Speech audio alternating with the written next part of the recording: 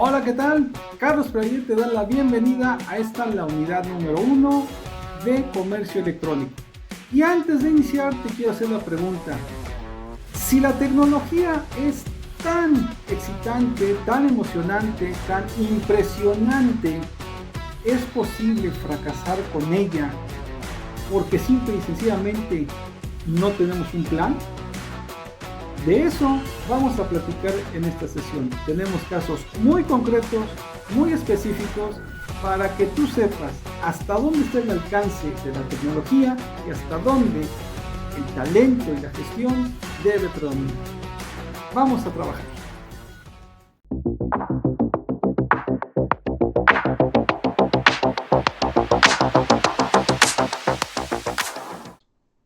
Gracias, y aquí estás. La pregunta ha sido expuesta y la vamos a empezar a resolver con el contenido de esta sesión. ¿Qué tenemos? Bueno, empecemos por nuestro objetivo o la finalidad de esta sesión.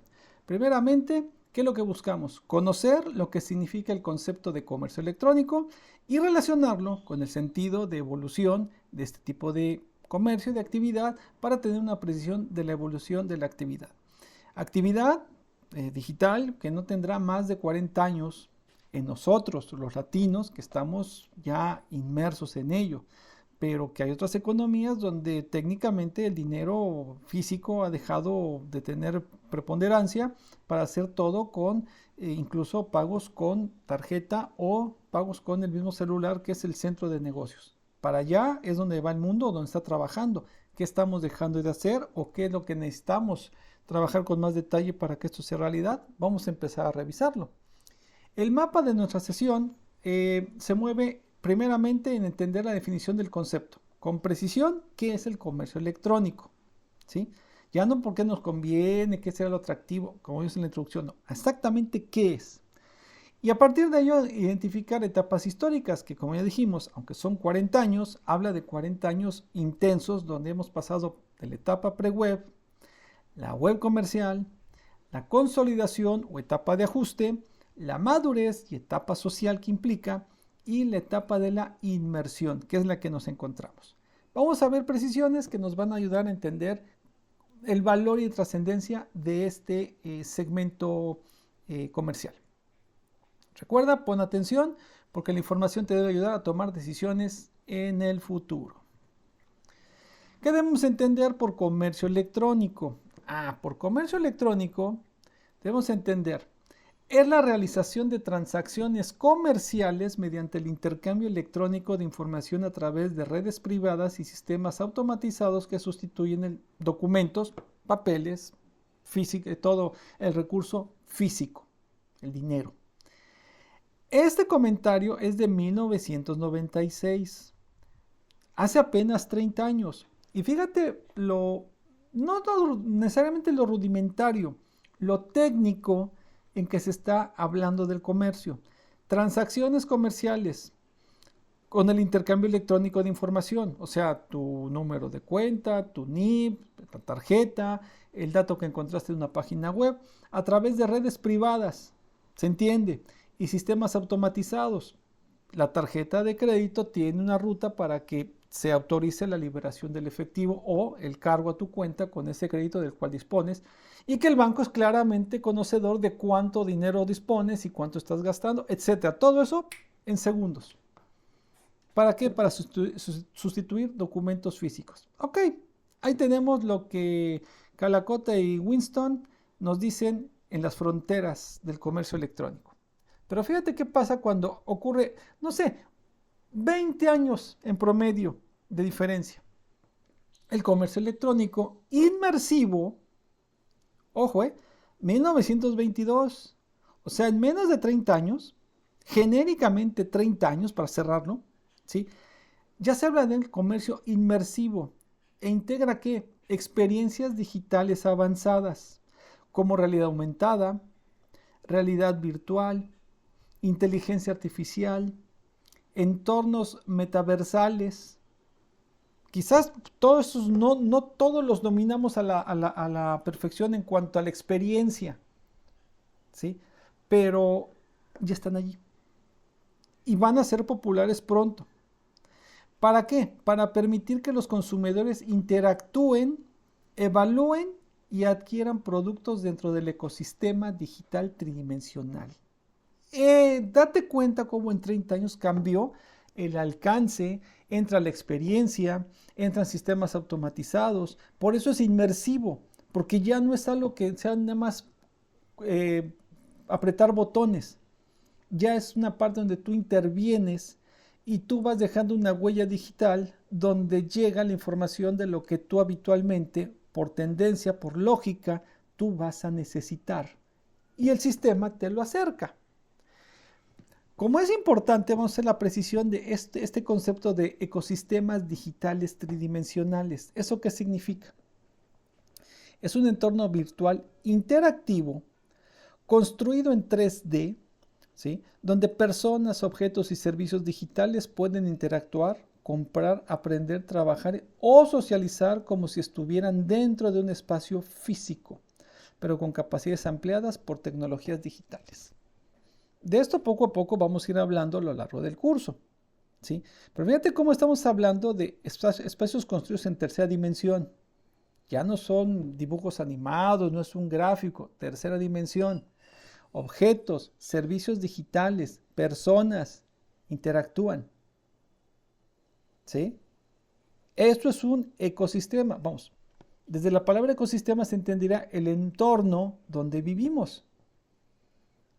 Porque a través de la tecnología se aprende, se compra, se trabaja, se socializa. Es un entorno más completo y que evidentemente ahora exige otro tipo de habilidades, otro tipo de destrezas. ¿De acuerdo? Las etapas históricas. ¿Cómo ha evolucionado esto? Más o menos de 1960 a 1980 se reconoce la etapa pre-web, donde sí hay bases tecnológicas, hay intercambio electrónico de datos, hay tarjetas electrónicas. Pero yo, por ejemplo, tarjetas de crédito, pero por ejemplo, yo te diría que yo fui de la época, no sé si lo habrás visto, te habrá tocado, quizás no. Había una especie como de checador, tipo rodillo, donde se ponía la tarjeta sobre una ficha de depósito y se pasaba el rodillo automatizado, raj, para calcar la ficha de depósito con los datos de la tarjeta. Eso me tocó verlo en la infancia, en 1900 habrá sido 77, 78. Sears concretamente así te realizaba los cobros, sacaba la tarjeta y no se tecleaban los números, ponías la tarjeta sobre esa especie de rodillo, ¿sí? Que permitía friccionar para calcar. Es más, es probable que ahorita si te hablo de papel calca hasta te suene extraño el concepto porque ya no se utiliza. Pero ese era el comercio y era el intercambio electrónico de datos, porque esos datos pasaban a una base de datos y ya después todo se procesaba rudimentariamente, muy básicamente, ¿sí? Había transferencias electrónicas de fondos y sistemas de reserva de aerolíneas. Todo rústico, lo más rústico que te puedas imaginar, ¿sí? Por supuesto, no teníamos computadoras, no había acceso a computadoras, eran máquinas de las empresas donde ellos, digamos, alimentaban de información. Transacciones entre grandes empresas, eso sí era posible. Bancos e instituciones usando redes privadas. O sea, era un sistema muy elaborado, complejo, lento. Yo te diría que para esas computadoras, ahorita tu teléfono tiene más memoria que esas computadoras. Y sin embargo, de 1960 más o menos 1980 eran la novedad. Después ya viene la aparición de la web comercial. No, ojo, de 1980 al 90 no quiere decir que pasaron 10 años en el vacío. La llegada de la web, y ojo, fíjate, estamos aquí por referencia de 1990. Yo te diría que yo por ahí todavía de 1994, 96, apenas empecé a utilizar el concepto Internet y por lo tanto las páginas web, ¿sí? Esa etapa, ¿qué es lo que aparece? La World Wide Web, o sea, la triple W. Ya no son sitios, digamos, de corte ingenieril. Ya se empieza a poner ese etiquetado de la triple W y está aperturada al público. Yo ya puedo acceder, claro, con una maravillosa PC, un armatroste con un gran monitor, un CPU, con mis discos, los floppies y el MC2 y todas esas cosas que a lo mejor he escuchado en ciencia ficción, ahí funcionaban. Y por supuesto aparecen los primeros navegadores. El más famoso aquí en México fue el Netscape. Nace el comercio electrónico en estos años, tal ya como lo conocemos, no con las potencialidades, pero ya empieza a existir. Surgen los primeros sitios de venta directa al consumidor, ¿sí? Y se inician las preocupaciones por la seguridad de pagos en línea.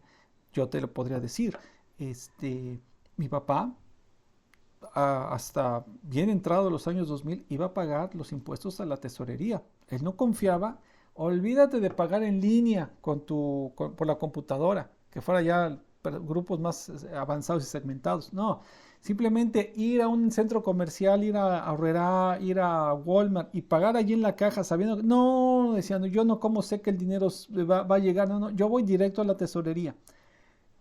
No es fácil crear un hábito, ¿sí? Por eso en esos años empezó a surgir Amazon, eBay, Pizza Hut, por supuesto, ¿sí? O sea, donde ya podías pedir por aplicación, por página web tu pizza, ¿sí? Ok.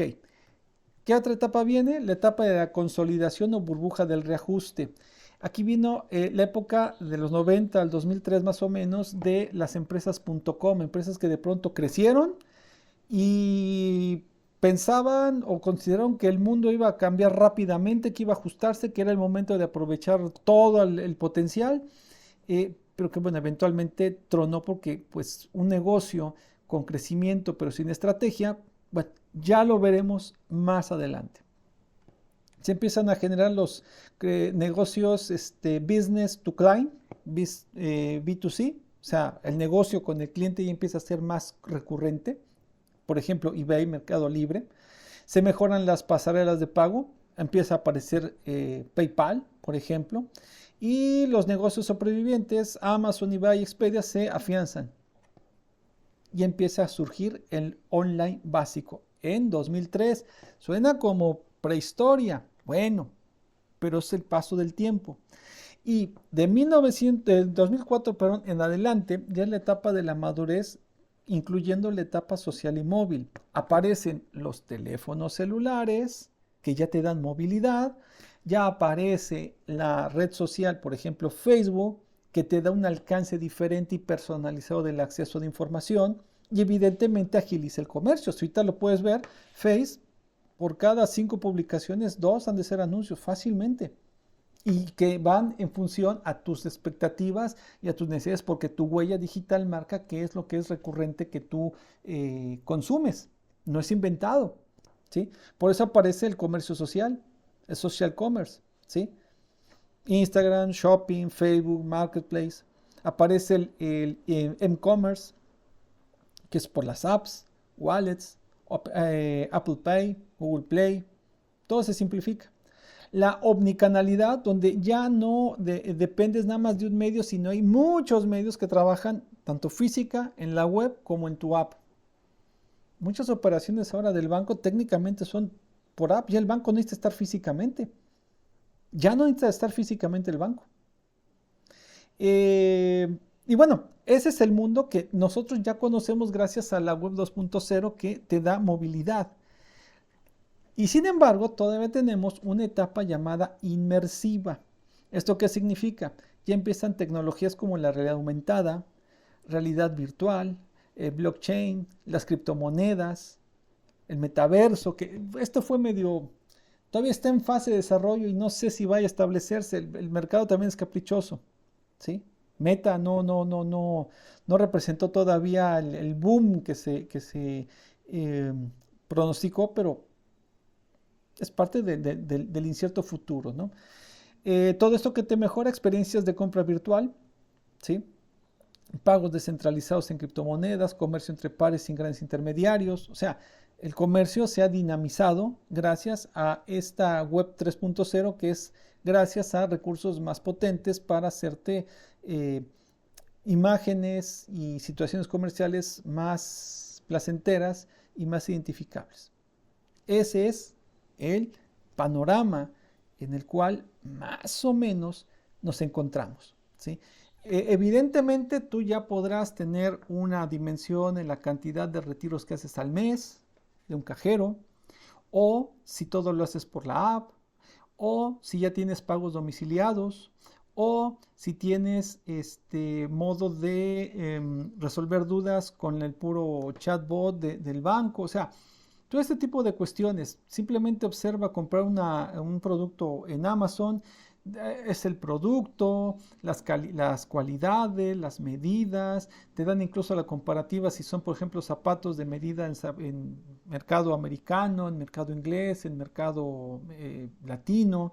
O sea, estas escalas, incluso con descripciones más vívidas para que trates de replicar, que quizás para nosotros los grandes, entiéndase viejos, nada supera la presencia física, pero ¿quién nos garantiza que una persona que ahorita tiene 5 años, dentro de 10 que ya es un comprador potencial, encuentre satisfactorio una plaza comercial cuando todo lo resuelve con clics? O sea, es como el hábito de la lectura. ¿Van a desaparecer los libros? Claro que van a desaparecer. ¿Por qué? Porque la gente moderna, joven, el libro no le dice lo mismo que nos dice a nosotros. Así de simple. Entonces, estos entornos de realidad virtual, de amplitud, van a cambiar, pero por supuesto que van a cambiar y se van a afianzar, aunque cambie su enfoque, su proceso, cambie el nombre, no importa, se van a terminar imponiendo porque díganme qué escapa ahora a el comercio electrónico. Vamos a trabajar nuestro ejemplo para que veas que tampoco es esto, es, ay, pues voy a ponerme a vender y ya la hice. No, no se puede sustituir la estrategia. Al menos hasta el momento la inteligencia artificial no te puede hablar de estrategia. La inteligencia artificial te plantea todo el plan genérico, pero no mide tiempos, alcances, etcétera. ¿De acuerdo? Vamos a tomar un caso hasta cierto punto emblemático en la historia de las empresas.com, y esto es pets.com. En el fragor de la burbuja de los .com, cuando la fiebre del internet lo invade todo y los inversores lanzan dinero a cualquier idea que termine con el sufijo .com, porque eso le daba modernidad, pets.com irrumpe en la escena en 1998, ebullición de la página web. Si te digo que por 97, 96 ya empezaba a ser cotidiano, que ibas al café internet y te gastabas 2 horas o pagabas 3 horas, que te ponías a chatear, admítalo, todo eso lo hacíamos porque era la novedad. Pues llega esta empresa con una propuesta aparentemente brillante: vender productos para mascotas a través de la web. Ojo, y es 1998, no estamos hablando del 2026, donde ahora se ha dado una desbandada, considerando que que las mascotas son los seres más iluminados y maravillosos del universo, a rajatabla. Todavía fue visionario en esto y se anticipó, ¿qué diría pets.com de cómo ahora se vive, ¿no? En fin. La empresa capitaliza el entusiasmo colectivo por el comercio electrónico, o sea, todo el mundo quería comprar electrónico, es que es la maravilla. Es como cuando aquí en México llegaron los refrescos de Coca-Cola en lata, y era maravilloso tener una Coca-Cola en lata porque en sustancia no había mayor beneficio, cambio o alteración, pero era tener el producto en la lata. Es lo mismo, la novedad causa sensación. Y la creencia de que cualquier negocio tradicional pues solamente era ponerlo en el .com y ya funcionaba, sin estrategia. Su mascota, como puedes verlo en la imagen, un títere de perro con un calcetín como cuerpo, o sea, como si fueran los 31 minutos, concepto ya muy posterior, se convierte en el icono mediático y la compañía recauda esa cantidad de 82.5 millones de dólares en su oferta publicitaria.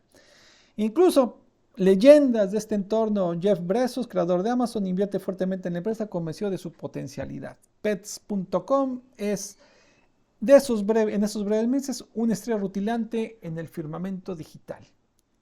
¿Qué acciones tomó en ese entusiasmo, en esa emoción, este esta empresa. Ok.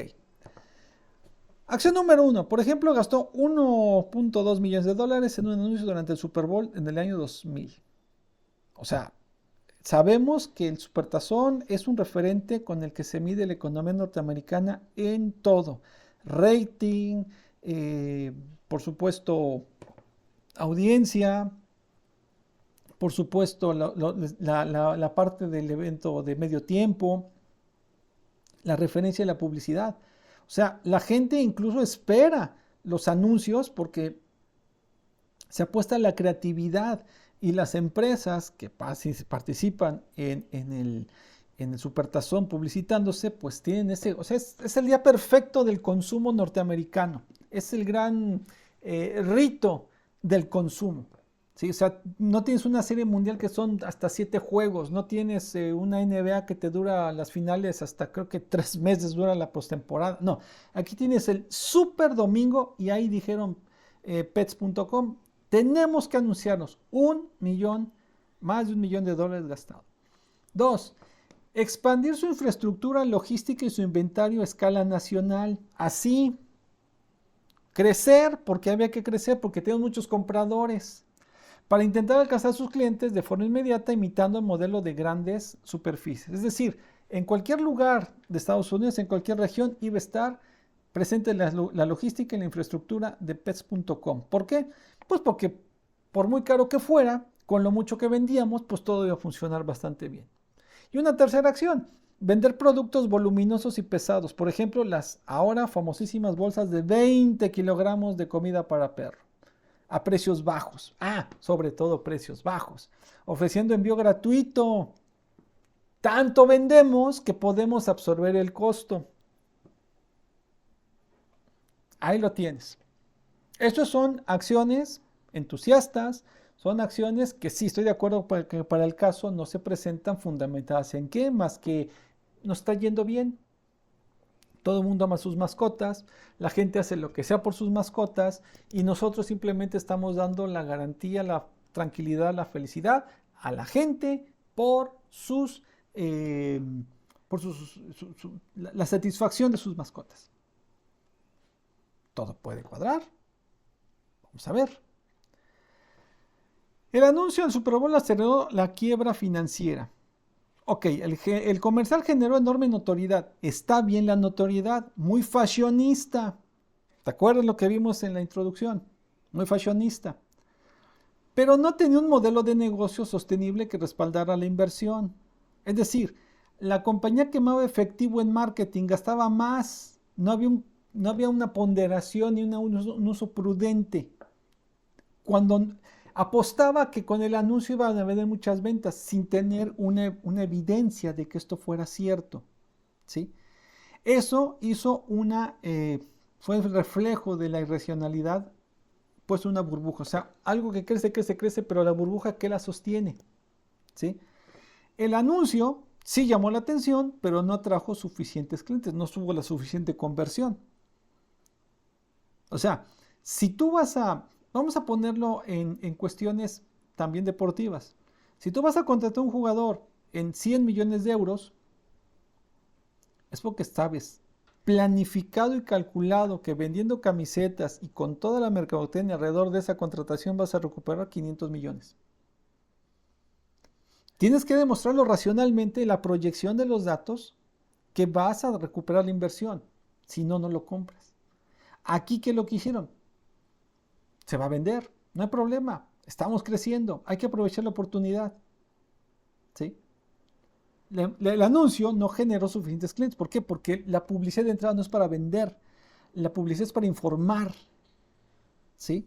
Entonces terminó siendo un costo más oneroso todavía. Más todavía. La expansión nacional descontrolada multiplicó sus pérdidas por operación. ¿Qué quiere decir esto?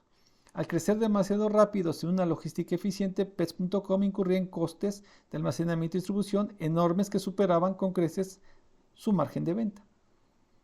Es decir, no es nada más pongo un local y lo lleno con producto y me pongo a vender a lo descarado, a lo salvaje.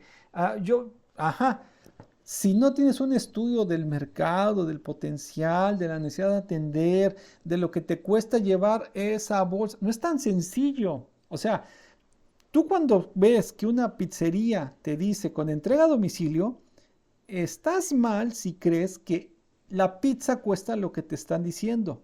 Por supuesto que la pizza, no me digo que estás mal porque te limito, o sea, estamos mal si pensamos si esa pizza que cuesta 200 pesos es lo que cuesta la pizza. Claro que no. Ahí dentro del precio está incluida un porcentaje de la gasolina para el envío. Por eso no sé si te has dado cuenta que cuando hablas, por ejemplo, a Domino's Pizza, te dicen cuál es digamos, el restaurante que te tiene que atender. No es porque no puedan, es porque ellos tienen su logística y saben que la sucursal fulana, aunque no parezca en el mapa que es la más cercana, ellos ya tienen el cálculo y por eso ese local ahí tienes que enviar tu pedido para que ellos te atiendan, porque no es nada más lo envío y se acabó, cosa que pet.com sí hizo. Lo que me pidan, yo se lo mando. ¿A dónde tiene que ir? Donde tenga que ir. No hay problema. Con la cobrada, no hay problema. Ejemplo, vamos a ponerlo bien fácil. Si yo vendo bolsas de 20 kilos, qué bueno, estoy dando una tranquilidad al cliente y le estoy cobrando mucho por esos 20 kilos. Ajá, ¿y cada cuánto va a regresar un cliente que compra 20 kilos de alimento?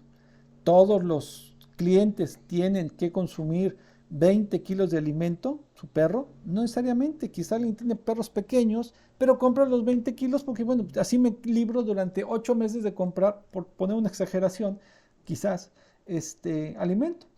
Entonces, ese cliente que compró muy bien el alimento, no lo vas a ver en 8, 7 o 6 meses. Y mientras el negocio, ¿quién lo mantiene? Por eso dice aquí, la empresa abrazó la filosofía, cuanto más grande mejor. Está bien, suena como filosofía maravillosa para el cliente. ¿Y mis costos? Pero de ese modelo exigía una escala masiva para ser rentable, escala que nunca se llegó a alcanzar. ¿Sí? En lugar de probar el negocio en un mercado pequeño, una escala, un prototipo, vamos a ver cómo funciona en un entorno y si no funciona me retiro de la propuesta, pues se aventaron con todo. Y eso hizo que la empresa colapsara por su propio peso. Creció demasiado y ¿qué sostiene la empresa? No es, insisto, nada más tener el local. El local es espacio, es costo, son servicios, es los salarios de la gente que está en esos puestos, más los gastos operativos. Más todavía. Los envíos gratuitos de producto pesado hizo la venta cada vez más ruinosa. ¿Qué quiere decir esto? La decisión de no cobrar por el transporte de artículos voluminosos, los sacos de comida, significa que Pets perdía dinero en cada pedido. Pues claro, porque no estaba calculado el pedido. ¿Suena absurdo?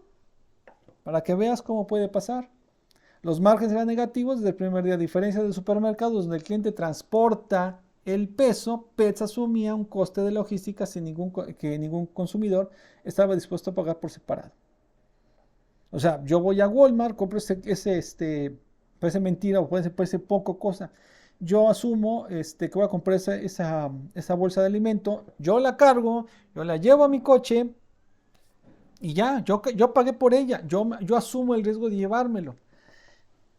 Pets.com que dice, no te preocupes, no lo cargues, que otro lo haga, como dice célebre caricatura, que otro lo haga por ti, lo hacemos nosotros, pues sí, pero entonces ya va la gasolina, el tiempo, los riesgos que implica, el desgaste de tu unidad, y cuando se le acaban las balatas a la camioneta por los repartos, o se le rompe el clutch, o cualquier otra cosa, pues ¿quién va a asumir ese costo? Pues ni modo que, ay no, pobrecita empresa, tanto gastó en mí. Pues no, claro que no. Y eso es lo que arruinó a la empresa. Lección. El desenlace es rápido y brutal. En noviembre de 2000, apenas 9 meses después de salir a la bolsa, PET se declaró en quiebra. En 320 empleados pierden sus trabajos y sus inversores, incluidos Versos, pierden 82.5 millones de dólares. El títere de alguna vez fue la estrella publicitaria, se convierte en emblema del exceso y la irracionalidad. Un bonito recuerdo de las empresas.com. Negocio, negocio sin estrategia, por más moderno que sea, alguien asume los costos. Lección de la sesión. Organicemos nuestras ideas. ¿Qué podemos concluir al momento? El comercio electrónico para el usuario final tiene apenas 40 años de vertiginoso avance. La web inmersiva ofrece un panorama centrado en la experiencia, lo que beneficia al consumidor. ¿Sí? Cosas que empezaremos pronto a ver ya de una manera más literal, con nuestros teléfonos siendo como esos escáneres. Es erróneo pensar que por ser comercio electrónico es más barato.